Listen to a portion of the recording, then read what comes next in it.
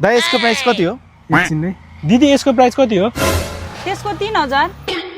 यसको 1500। 1500? 1500 नै हो र? हो साउनीले नै 1500 भनिरहेछ। लाग्छ यसले कान कम सुन्छ कि क्या हो। साउनीले 3000 भनिरहेछ, यसले 1500 मात्र भनिरहेछ।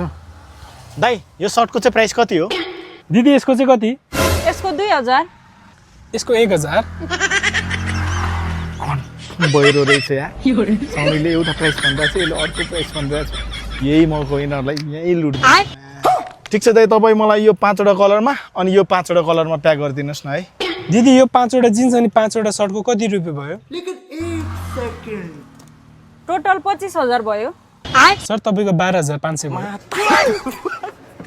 12500 सिधै 50% डिस्काउन्ट भयो। लिनुहोस् दाइ तपाईँको 12500 प्याक गरिदिनुहोस्। लिनुहोस् सर, फेरि आउनुहोस् है। हुन्छ, तपाईँ जस्तो सेल्सम्यान भएको पसलमा त म आइरहेको छु नि। रुको जरा सबर करो। दिदी कस्तो छ त मेरो एक्टिङ बहिरो बनेको? यतिको एक्टिङ नगरे त कसरी हामी साउन्ड बेच्न सकिन्छ र?